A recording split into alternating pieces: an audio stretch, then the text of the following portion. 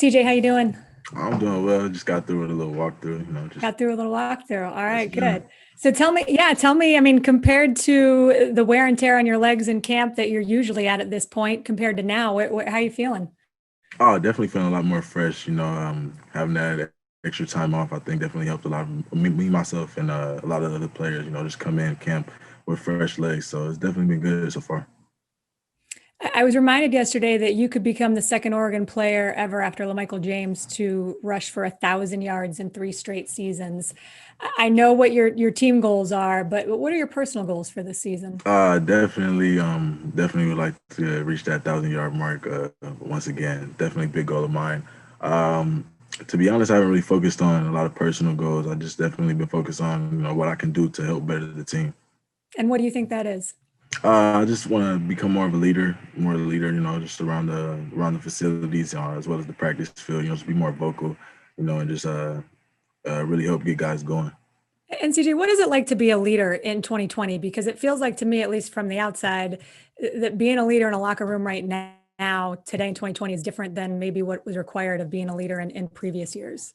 Definitely, yeah. 2020 has definitely been interesting year to say the least. I don't think being a leader, the requirements have changed too much, but I think it's as far as making sure guys staying focused. Everybody has the same common goal in mind. Willing to work hard to reach that goal. Obviously, the offensive line is key to any offense. You know that, and you guys are looking to replace all 5 starters from a year ago. I know you have plenty of options and some versatility, but Mhm. what have you noticed about that group in particular and their ability to gel, at least at this point? Man, those guys are looking great. I can't say enough about those guys. They've definitely been coming in, getting a lot of extra film in, working in with the coaches, just try to really get a grasp of the offense. Those guys looking great right now. So, and it's only been like what 2 weeks. It's a good sign. Tyler Stuck, obviously, some good early reports, at least according to my source, which is Rob Mosley, who's been at camp and been able to watch. What have you seen from him? From just a physical standpoint, but also just from the standpoint of him being able to make this his team and become the leader that I know he wants to become. I feel like Tyler's been able to do that. I think even when Justin's here, he's always made his presence felt. Been around the guys. Always been very vocal. So I think stepping into this role now is very natural for him. Like I haven't seen anything like it where it's foreign or anything. So he's been stepping in, taking the role very well. You mentioned Justin, so I got to ask you, what has it been like? Have you been able to watch him on Oh, Sundays? definitely, gotta watch my guy every time I can. I know that he and the Chargers obviously haven't gotten the win loss record that they would like, Right, but as a former teammate who I know believes in him and knew he could compete at this level, what is it like to kind of step back and watch him man. That's make some of the just plays that he's making right now? it's been an amazing feeling just to see that guy. I always watch, I always catch myself saying like, "Wow, man, I really just played with him like a year ago. It's crazy." But just seeing him do his thing on that field, that NFL level where we all want to be is just it's great to see. Yeah. We talked to Mario Cristobal a lot about culture and his philosophy around, how you build that within a program. From a player's perspective, where does culture come from? I think culture starts with the players first. It's I think our coaches always tell us it's up to them to give us the culture, but we have to withhold it and be the ones to carry the torch around and make sure everything is being held to the standard that it's supposed to be held at. So, because like what we always say, without culture, you'll just fall for anything. So, I think our culture has been a big part of our program, and then we always preach that. So, Yeah, I would agree with that. And CJ, obviously it's been a really rough year for everybody, but it feels like it's been an especially difficult few months for the people in your community and your state. You've got the pandemic, the wildfires, the social unrest. I would just wonder, have you guys thought about, Oregon football and sports in general just being kind of a rallying point for the community that is trying to deal with and handle all these crises? definitely, definitely. I think sports is a good way. I don't want to say distraction, but definitely a good way to help people take minds off, all the other things that are going on in the world. Definitely a lot of us players, we look to sports as a place where we can come, let out some extra anger or like any stress we're feeling. We can just go out on the field and just forget about whatever's happening and just go out there and just play football for 2 hours. I know it's going to be weird to have Autzen be quieter than normal this season when you're playing your home games. Definitely. But have you allowed yourself to kind of play in your mind what it's going to be like to take the field for the first time in 10 months since you played a game? Oh yeah, I think about it. I catch myself thinking about it almost every day. How it is gonna be running out there, running out the tunnel that first game. Definitely gonna be a lot different. Not having the crowd behind you chanting, screaming, but it's up to us to come in there and bring our own energy. Awesome. Well, looking forward to seeing it. Appreciate your time, CJ. And I'm going to Yes, turn it ma'am. back over to Jesse for more media Thank you. questions. Good luck this season. Thank you. Thanks, Ashley. We'll go to questions now, and we'll lead it off with James Crepier, Oregonian. CJ, in order to reach that 1,000-yard mark in a normal season, I think most of us could kind of pencil that in with a lot of confidence. Most will have 9 games, and that's including a playoff run, which I know obviously everybody wants at Oregon. Do you think you're going to be able to still reach that mark, even if it's a 8 or 9 game season? Yes, sir. My dad always told me to shoot for the stars, and if you fall short, shoot past the stars, and if you fall short, you'll be amongst the stars. So I always set my goals really high for myself, and definitely looking forward to hopefully accomplishing that. If you want to be in that mix, CJ, have you watched during the first couple of weeks just some of the other top backs in the country who've either emerged, or whether it be a Najee Harris at Alabama and his 5 touchdowns last week, or Khalil Herbert at Vatech, who's leading the country right now? Have you watched some of the other guys and guys who you'll be contending with to be in that mix this year? Oh, definitely. I watch college football all the time, so definitely been looking at other backs, trying to pick up on things they do, maybe see how I can add to my game. So definitely been doing that. Thank you.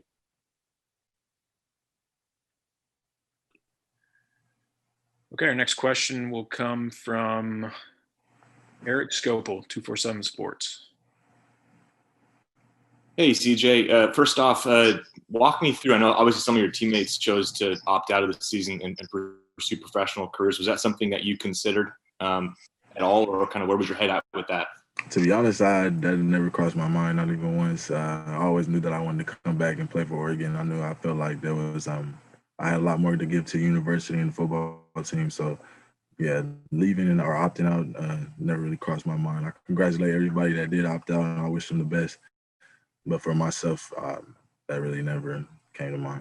And then secondly, this new Joe Moorhead offense, it must be exciting to kind of see it. Cyrus talked about it, I think, yesterday, kind of all the opportunities at running back. What excites you about what Joe's doing?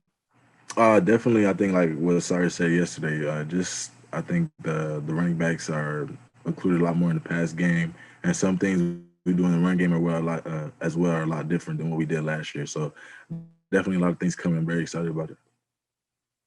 Thanks, CJ. No problem. Okay, next question will come from Nick Krupke, KPTV. CJ, 2 quick ones. How normal has this felt now with this new morning routine before you guys can even practice together to go through the testing for COVID? Oh, man. Normal. Well, yeah, I guess it has been pretty normal because we've been kind of doing something similar before we even started practicing. It wasn't every day, but it was maybe once a week. But definitely something to get used to, but it only really took a day or two, and I'm pretty used to it now, so it doesn't really bother me or anything. How do you prepare yourself to play in a game with no fans, at least in the conference season? I mean, that's probably, I don't know the last time you would have played in that small of a crowd. I mean, Right. Pop Warner, a couple people there. Yeah, exactly. I think it goes back to what I said earlier, it's just up to the players, to bring our own energy, our own juice. The fans definitely add the atmosphere to it, but at the end of the day, we're the ones that got to go out there on the field and play football. So I think just to focus on that and just remember what we're trying to get out of every game, and be 1-0 after every game. So I think that's what's going to drive us.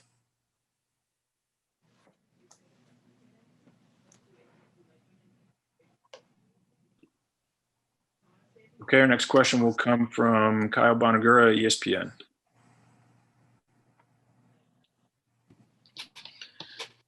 Another Moorhead question for you. Obviously, the nose is one thing, but where has he made the biggest impact in terms of getting to know you guys and trying to build your trust, considering all the the challenges that come with 2020? I think Coach Moore has done a very good job of that. After every practice, he always brings us up together, the whole offense. He gives us some pointers that he saw like throughout the practice, or maybe some things that we can work on. And he always tries to leave us with a little motivational speech. And he definitely does a great job, getting to know everybody. He definitely done a great job trying to get to know me and talk to me on the side, outside of football. So I think he's been doing well with that. Does anything stand out about either the motivational speeches or the stuff you guys have talked about on the side? I'll say the thing that stands out most is just like I feel like how much he's passionate about the sport and how much he's passionate about seeing us go out there and play and do well. I think that's something that sticks out the most. Great, thanks. Okay, our next question will come from Dennis Freeman.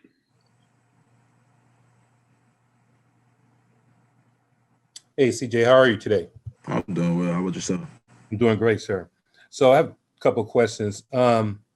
Was there any particular thing you learned from Justin that you could take into this season? Man, so many things.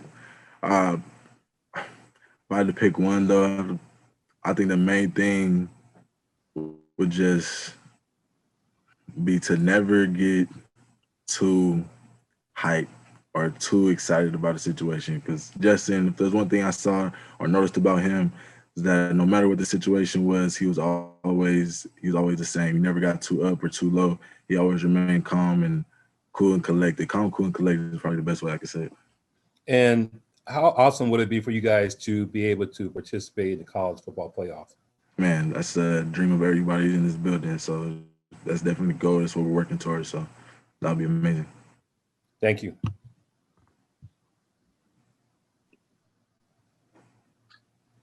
Okay, our next question will come from Lars Hansen. Hey, CJ, how's it going?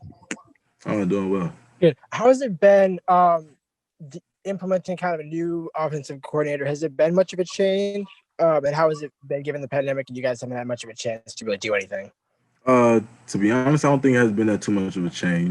There's definitely some things that he's implemented that are different, but I don't think anything's been too hard or confuse anybody that much. As everybody's been able to pick up on things rather fast, and we take a lot of reps, a lot of walkthrough reps. So I think everybody's been picking up on that pretty well.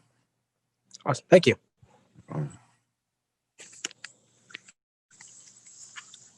Your next question will come from AJ Jacobson, Rivals.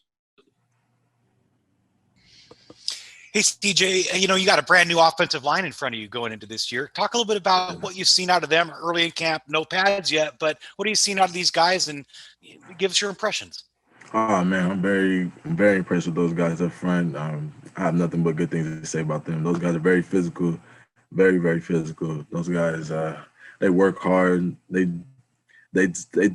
take pride in doing the little things right. I'll say that. They're all coming in, getting extra work. If they have questions about things, they're staying in after with Coach Mirabal, working on things with him after practice. So a very dedicated group of guys.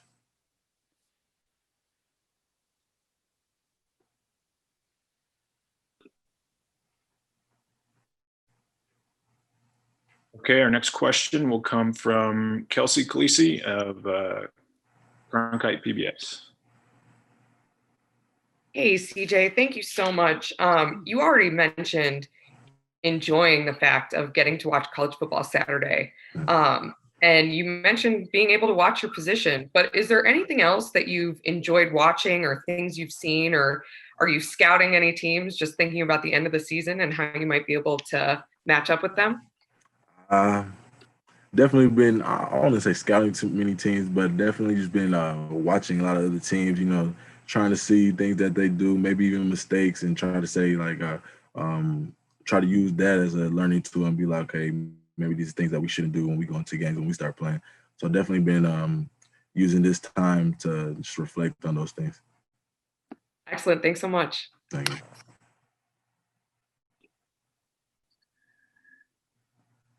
Okay. Still in the queue, James Crepier, do you have a follow-up? Yeah, CJ, I wanted to ask us, statistically, you're the leading rusher, returning rusher in the conference. Do you feel like you're the best running back in the Pac-12 entering this season?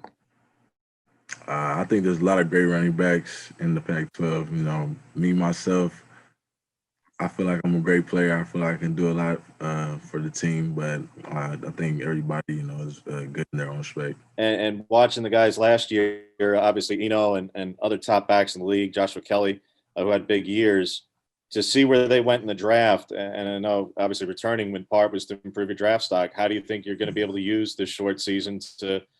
I mean, if you put up 1,000 yards in 9 games, I would certainly do a lot. But how do you use a short season to improve your draft stock to go even higher than they did? I feel like just focus on me and focus on things that I can do better. Just and things that I wanted to prove anyway coming back. Just focusing on things like pass blocking, making moves at the second level. Just like you said, if I can get the 1,000 yards in this shortened season, that would be great too. Thanks, CJ. Okay, we got a couple of follow-ups. We'll go first to Eric Scopel, 247 Sports. CJ, the last couple of years you've been here, you've had an experienced offensive line. You've had obviously Justin at quarterback. With the turnover there, replacing all 5 starters with the new quarterback situation, do you feel a little bit more, I don't want to say pressure, but recognize that your role, just in terms of steadying this offense early on, do you feel like that's going to be something that's important for you? Oh, most definitely. With all the running backs at Oregon, we all talked as a group. We said we're pretty much the veteran group of the offense. We're the only ones that really got a lot of returners besides the receivers. So I think it is on us, to make sure that we're always set in the right direction to really take control of the offense. Thanks, CJ. And a second follow-up from AJ Jacobson. CJ, one of the different things about this camp is obviously the COVID protocols and what you guys are going through to keep yourself healthy and safe. Talk about how that is, if at all, has changed preparing for games type of thing, how seamless it is and how much second nature the protocols are for you guys at this point. Yeah, at this point, it is become second nature. It's required. It's what we have to do in order to play the game that we love. So I think everybody has kind of just accepted that and realized that in order to play football, we have to do these things. And I don't think anybody has really any problem with the just a little swab up the nose. So it ain't too much.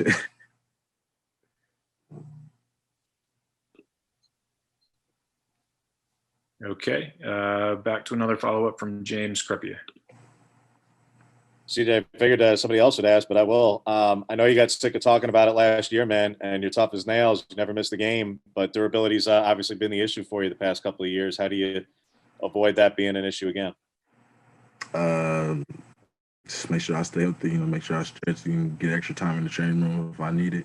And, probably try to not take as many hits, Were there times when you when you missed a second half or missed 3/4 of a game at times the last 2 years, CJ, where maybe as tough as you were, if you gave yourself that week, that maybe you would have been able to avoid it, or is it just kind of strikes of a lot of bad luck at times?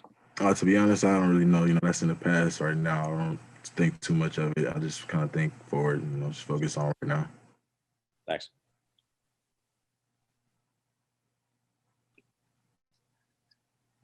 Okay, we've got just a few more minutes left. We'll go to Dennis Freeman.